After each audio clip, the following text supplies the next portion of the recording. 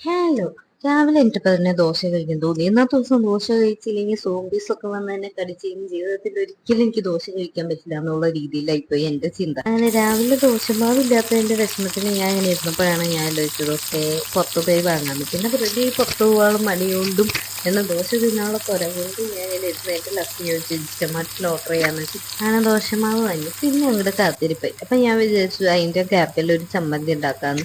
ഇതെല്ലാവർക്കും അറിയാവുന്നൊരു തക്കാളി ചമ്മന്തി ആയിരിക്കണം. ഒരുവിധം എല്ലാവർക്കും അറിയാമെന്നാണ് എൻ്റെ ഒരു വിശ്വാസം. സിമ്പിളാണ്. വെളിച്ചെണ്ണ ഒഴിക്കുക, അതിലേക്ക് സവാള, വെളുത്തുള്ളി, വേപ്പില, തക്കാളി ഇടുക, കുറച്ചു നേരം വരട്ടുക, പച്ചമുളക് അങ്ങനത്തെ സാധനങ്ങൾ ഇടുന്നവർക്കിടാം. ഞാനിങ്ങനെയാണ് ഉണ്ടാക്കുന്നത്.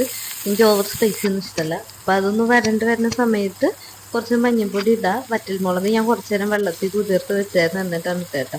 എന്നിട്ട് ഇതൊക്കെ മിക്സിയുടെ ജാറിലേക്ക് ചെറുതായിട്ടൊന്ന് ചൂടാറിയതിന് ശേഷം ഒന്നിടുക. എന്നിട്ട് മിക്സിയിൽ അത്യാവശ്യം നന്നായി അടിച്ചിടുക. ഇത് കഴിഞ്ഞിട്ട് ചിലർ കടുക് പൊട്ടിക്കുന്നുണ്ടാവും. എനിക്കത് വല്ലാണ്ട് താല്പര്യമില്ലാത്തതുകൊണ്ട് ഞാൻ ഇങ്ങനെയാണ് കഴിക്കട്ടോ. അപ്പോഴേക്കും എന്റെ ദോശമാവ് വന്നു. അപ്പൊ ഞാൻ വിചാരിച്ചു ഇപ്പൊ എന്റെ ദോശ ചുടുന്ന സ്കില്ല് നിങ്ങൾക്ക് കാണിച്ചു തരാന്ന്. അങ്ങനെ ദോശ ചുടാനുള്ള സ്കില്ല് എനിക്കധികം ഇല്ല എന്ന് എനിക്ക് മനസ്സിലായി. കാരണം മറ്റേ കയ്യിൽ ഫോം പിടിച്ച് മറ്റേ കൈ കൊണ്ട് ദോശ ചുടുന്നതിൽ അത്ര എളുപ്പമുള്ള പരിപാടിയല്ല എന്ന് പിന്നെ എനിക്ക് മനസ്സിലായതുകൊണ്ട് ഞാൻ ദോശ പരത്തിയതിന് ശേഷമാണ് നിങ്ങൾക്ക് കാണിച്ചു തരുന്നത്. ഇനിയിപ്പോ ഫോം പിടിച്ചിട്ടുള്ള അടുത്ത സാഹസം എങ്ങനെ ഇത് മറിച്ചിടാം എന്നുള്ളതാണ്. എനിക്ക് ദോശയിൽ കുറച്ച് നെയ്യൊക്കെ ഒഴിച്ചിട്ട് തിരിച്ചിട്ടിട്ട് ഒന്ന് ചെറിയൊരു മൊരിച്ചിൽ വന്നതിന് കഴിയുന്നതാണ് ഇഷ്ടം കേട്ടോ.